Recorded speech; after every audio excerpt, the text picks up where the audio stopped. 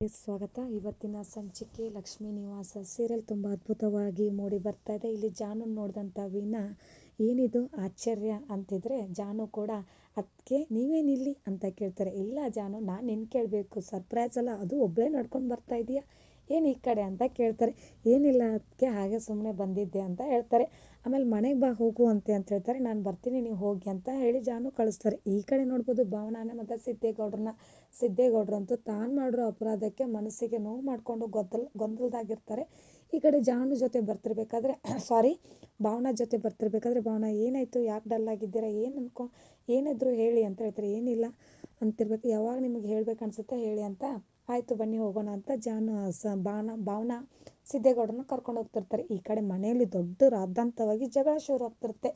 ಇಲ್ಲಿ ಸಿಂಚನ ಆಯ್ತಲ್ಲ ವೀಣಾಗೆ ಕಳ್ಳಿ ಆರೋಪ ಕೊಡ್ತಿರೋದಕ್ಕೆ ತುಂಬ ಕೋಪ್ಕೊಂಡು ಸಂತೋಷ, ನನ್ನ 5 ಲಕ್ಷ ಕಳೆದಿದೆ, ಹಾಗಿದ್ರೆ ನನ್ನ 5 ಲಕ್ಷನ ನಿನ್ನ ಗಂಡ ಹರೀಶನೇ ಕದ್ದಿರ್ಬೇಕಲ್ವಾ, ಯಾಕೆ ನನ್ನ ಹೆಂಡತಿಗೆ ಕಳ್ತನ ಆರೋಪ ವಹಿಸ್ತೀಯ, ನನ್ನ 5 ಲಕ್ಷ ಕಳೆದು ಹೋದಾಗ ನಾನು ಸುಮ್ಮನೆ ಇದ್ದೆ, ಅಂಥದ್ರಲ್ಲಿ ಇವಾಗ ನಿನ್ನ ಒಡವೆ ಕದ್ದಿದ್ದು ನನ್ನ ಹೆಂಡತಿ ಅಂತ ಆರೋಪ ಮಾಡ್ತಿಲ್ಲ, ಎಷ್ಟೊಂದು ಧೈರ್ಯ ನಿನಗೆ ಅಂತ ಹೇಳಿ ಜಗಳ ಶುರು ಹೋಗ್ತಿರುತ್ತೆ. ಈ ಕಡೆ ಅದನ್ನೆಲ್ಲ ಜಾನು ನಿಂತ್ಕೊಂಡು ನೋಡ್ತಿರ್ಬೇಕಾದ್ರೆ ತುಂಬಾ ಬೇಜಾರು ಮಾಡ್ಕೊತಿರ್ತಾಳೆ. ಏನು ಎಂಥ ಬುದ್ಧಿ ಇರಬೇಕು, ನಿಮ್ಮ ನಾಚಿಕೆಡಿ ಜೀವನಕ್ಕೆ, ನಾನು ಒಡವೆ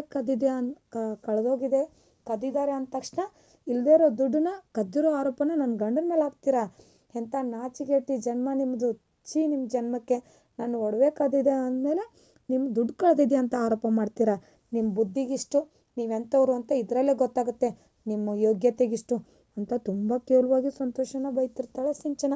ಆಗ ಸಿಂಚನ ಸುಮ್ಮನೆ ಇರು ಅಂತ ಹರೀಶ್ ಹೇಳ್ತಿರ್ತಾರೆ. ಏನು ನನಗೆ ಇಷ್ಟೊಂದು ರೋಪ್ ಆಗ್ತೀಯ ಏನಮ್ಮ ನೀನು ಅಂತ ಸಂತೋಷ ಒಡಕ್ಕೆ ಬರ್ತಿರ್ತಾನೆ. ಆವಾಗ ನನ್ನ ಹೆಂಡ್ತಿ, ಅಣ್ಣ ಮರ್ಯಾದೆ ಇರಲಿ ಅಂತ, ಏನು ನಿನ್ನ ಹೆಂಡ್ತಿನ, ನಿನ್ಗತ್ತೆ ಹೆಂಡ್ತಿ ಗುಲಾಮ ಅಲ್ಲ ನಾನು, ನನ್ನ ಹೆಂಡ್ತಿಗೆ ಹಾಗೂ ನನಗೆ ಬೈತಿದ್ರೆ ಸುಮ್ಮನೆ ಇರೋಕ್ಕೆ ನಿನ್ನ ಥರ ನಾನು ಹೆಂಡ್ತಿ ಗುಲಾಮ ಅಂದ್ಕೊಂಡಿಯಾ ಅಂತ ತುಂಬ ರ್ಯಾಶ್ ಆಗಿ ಒಡಕ್ಕೆ ಇಬ್ಬರು ಜಗಳ ಶುರು ಆಗಿಬಿಡುತ್ತೆ. ಇಬ್ಬರು ಕೂಡ ಬಡ್ದಾಡೋಕ್ಕೆ ಶುರು ಮಾಡ್ತೀವಿ. ಇದನ್ನೆಲ್ಲ ನೋಡಿದಂಥ ಜಾನುಗೆ ತುಂಬ ಗಾಬರಿ ಆಗುತ್ತೆ. ಇವರೇನು ಈ ಥರ ಎಲ್ಲ ಮಾಡ್ಕೋತಿದ್ದಾರೆ, ತುಂಬ ನೋವು ಪಟ್ಕೋತಾಳೆ ಜಾನು. ಮನೇಲಿ ಆಗ್ತಿರುವಂಥ ಜಗಳನ ನೋಡಿಬಿಟ್ಟು ಜಾನು ತುಂಬ ನೊಂದ್ಕೊಂಡಿರ್ತಾಳೆ.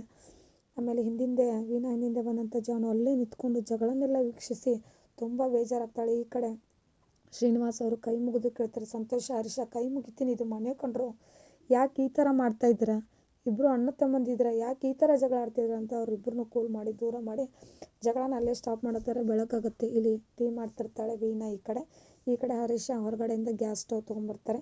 ಹರೀಶ ತಂದೆಯ ಗ್ಯಾಸ್ ಸ್ಟವ್ನ ಚಲೋ ಆಯಿತು, ಇವಾಗಲೇ ಇದರಿಂದ ಫ್ರೆಶ್ ಆಗಿ ಕಾಫಿ ಮಾಡ್ಕೊಂಡು ಕುಡಿಯೋಣ ಅಂತ ಹೇಳ್ತಾರೆ. ಈ ಕಡೆ ವೀಣಾ ಅದನ್ನೆಲ್ಲ ಗಮನಿಸ್ಬಿಟ್ಟು ಸಿಂಚನನ ಕೇಳ್ತಾರೆ, ಯಾಕೆ ಸಿಂಚನ ಈ ಥರ ಮಾತಾಡ್ತಿದ್ದೀಯಾ, ಮನೆಯಲ್ಲಿ ಎರಷ್ಟೋಣ, ಯಾಕೆ ಈ ಥರ ಮಾಡ್ತಾಯಿದ್ದೀಯ, ಹೌದು ಗಂಟಲೆ ಕಾಪಿಗೋಸ್ಕರ ಈ ಮನೇಲಿ ನಿಲ್ಲಕ್ಕಾಗಲ್ಲ ನಮಗೆ, ಒಂದು ಕಾಪಿಗೋಸ್ಕರ ಗಂಟ್ಲೆಗೆ ವೆಯ್ಟ್ ಮಾಡಬೇಕು ನಾವು, ಇನ್ಮೇಲೆ ಮನಸ್ಸುಗಳೇ ಬೇರೆಗಿದೆ, ಇನ್ನು ಮನೇಲಿ 2 ನಾವು ಮನೇಲಿ 2 ಭಾಗ ಮಾಡೇ ಮಾಡ್ತೀವಿ, ಇವಾಗಲೇ ಮುಗೀತು, ನಿಮ್ಮ ಪೂರ್ತಕ್ಕೆ ನೀವು, ನಮ್ಮ ಪೂರ್ತಕ್ಕೆ ನಾವು, ನಮ್ಮ ಪಾಡಿಗೆ ನಾವು ಅಡುಗೆ ಮಾಡ್ಕೊತೀವಿ ಅಂತ ಹೇಳ್ತಾರೆ. ಅತ್ತೆ ನೋಡಿ ಇಲ್ಲಿ ಅಂತ ಬಂದ ತಕ್ಷಣ ತೋರಿಸ್ತಾರೆ ಲಕ್ಷ್ಮಿಯವರ ಅತ್ತೆಗೆ, ವೀಣಾ ಲಕ್ಷ್ಮಿಯವ್ರಿಗೆ.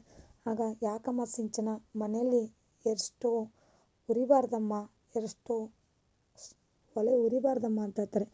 ಮನಸ್ಸುಗಳೇ 2 ಆಗಿದ್ದೇವೆ, ಇಷ್ಟೆಲ್ಲ ಆದಮೇಲೆ ಇನ್ನು ಅದೇ ಅವ್ರ ಕೈಯಲ್ಲೇ ನಮಗೆ ಕುಡಿಯೋಕ್ಕಾಗಲ್ಲ, ಇನ್ಮೇಲೆ 2 ಸ್ಟೋವ್ ಒಲೆ ಉರಿತಾವೇನೆ, ಇನ್ನು ನಮ್ಮ ಪೂರ್ತಕ್ಕೆ ನಾವು ಇರ್ತೀವಿ ಅತ್ತೆ, ಇನ್ಮೇಲೆ ಬೇರೆದವ್ರಿಗೋಸ್ಕರ ನಾವು ವೇಟ್ ಮಾಡೋಲ್ಲ, ಒಂದು ಕಾಫಿಗೋಸ್ಕರ ಗಂಟೆ ವೇಟ್ ಮಾಡಬೇಕು, ಇನ್ಯಾವತ್ತೂ ಆ ಥರ ಆಗೋಕ್ಕೆ ನಮಗಾಗಲ್ಲ, ಇನ್ಮೇಲೆ ನಮಗೆ ಬೇಕಾಗಿದ್ದನ್ನು ನಮ್ಮ ಒಲೆ ಮೇಲೆ ನಾವು ಮಾಡ್ಕೊಂಡು ಇರ್ತೀವಿ ಅಷ್ಟೇ, ಇವತ್ತಿಗೆ ಎಲ್ಲ ಮುಗೀತು ಅಂತ ಸಿಂಚನ ಆಡೋ ಒಂದೊಂದು ಮಾತಿಗೂ ತುಂಬ ಲಕ್ಷ್ಮಿ ಬೇಜಾರು ಮಾಡ್ಕೋತಾಳೆ.